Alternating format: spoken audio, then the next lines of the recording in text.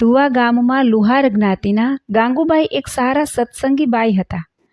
પોતે સત્સંગ કરે અને બીજાને કરાવે. સ્થિતિએ ગરીબ હતા, પણ જો માણસો સત્સંગમાં ન આવે તો તે બાઈ પોતે બહેનોને ઘેર જઈને સત્સંગની સમજણ આપે.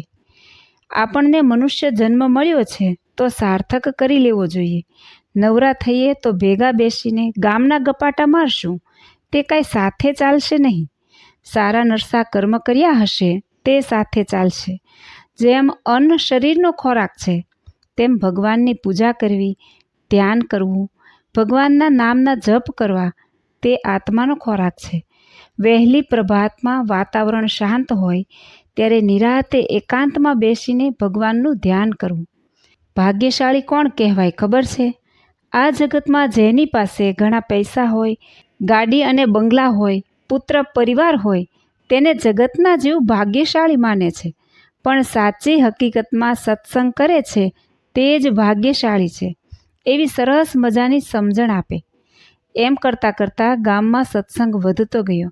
બધા બાઈઓ ભેગા મળીને વહેલી સવારે ગાયનું છાણ ભેગું કરવા જાય. ત્યાં રસ્તામાં કીર્તન ગાતા જાય. ગાંગુબાઈ કીર્તન બોલે અને પાછળ બધા બાઈઓ ઝીલે. ભગવાનમાં ચિત્ત ચોંટી ગયું. નેત્ર મીચીને ભગવાનની મૂર્તિનું ચિંતન કરવા બેસી ગયા. ભક્તિની શક્તિ તો જુઓ. જ્યાં બાઈઓ કીર્તન ગાતા ગાતા છાણા ભેગું કરતા હતા, ત્યાં પ્રભુ દિવ્ય સ્વરૂપે પ્રગટ થયા. બાઈઓ કીર્તન ગાય છે, તેની સાથે ભગવાન પણ કીર્તન ગાવા લાગ્યા. ગાંગુબાઈને શરીરનું ભાન ભૂલાઈ ગયું અને સમાધિ લાગી ગઈ. સમાધિમાં અક્ષરધામમાં ગયા. અનંત મુક્તોની સાથે શ્રીજી મહારાજ બિરાજમાન છે. ત્યાં દર્શન કરીને વિચાર આવ્યો કે ગોલોકધામ કેવું હશે. ગાંગુબાઈને સ્વામિનારાયણ ભગવાનનો નિશ્ચય છે. અક્ષરધામનું સુખ મળ્યું. પ્રગટ પુરુષોત્તમ નારાયણના દર્શન થયા.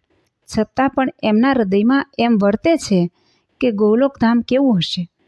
જ્યાં સુધી એ ગોલોકના દર્શન નહીં થાય ત્યાં સુધી મારું પરિપૂર્ણ કલ્યાણ થશે કે નહીં થાય, એવો વિચાર કરતાં ગાંગુબાઈને પ્રભુએ ગોલોકધામના દર્શન કરાવ્યા.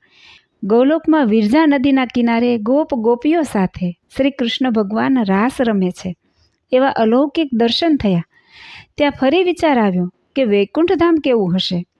વૈકુંઠમાં પહોંચી ગયા. ત્યાં શ્રી લક્ષ્મીનારાયણના દર્શન થયા. હજુ પણ નવું નવું જોવાની ઈચ્છા થાય છે. શાસ્ત્રમાં વર્ણન છે શ્વેતદીપ ધામ છે, તે કેવું હશે.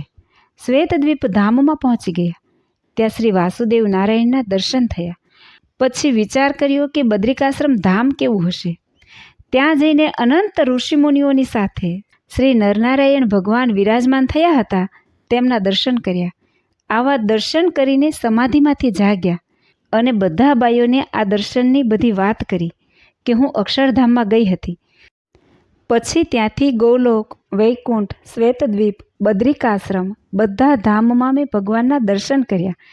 ગાંગુબાઈને સમાધિમાં આવા દર્શન થયા. છતાં પણ મનમાં એટલી ન્યૂનતા વર્તે છે કે મનુષ્ય રૂપે પ્રત્યક્ષ ભગવાનના દર્શન મને ક્યારે થશે. પછી તરત જ શ્રી સ્વામિનારાયણ ભગવાને દર્શન આપીને કહ્યું, ગાંગુબાઈ, અમે પ્રત્યક્ષ સર્વોપરી ભગવાન છીએ. અમારા જ સ્વરૂપમાંથી બધા અવતાર પ્રગટ થાય છે, એવી દ્રઢ નિષ્ઠા રાખજો. અમારાથી કોઈ પર નથી. મારા જીવનમાં અધૂરપ છે એવી ન્યૂનતા રાખશો નહીં. આપણે પણ એવી નિષ્ઠા કરવી કે મને પ્રગટ પુરુષોત્તમ ભગવાન મળ્યા છે, હવે કાંઈ બાકી રહ્યું નથી. ગોલોક, શ્વેતદ્વીપ, વૈકુંઠ દેખાય તો જ મારું કલ્યાણ થશે એવી માન્યતા રાખવી નહીં. મૂર્તિને વિશે દિવ્ય ભાવ રાખવો, પણ પ્રાકૃત ભાવ રાખવો નહીં.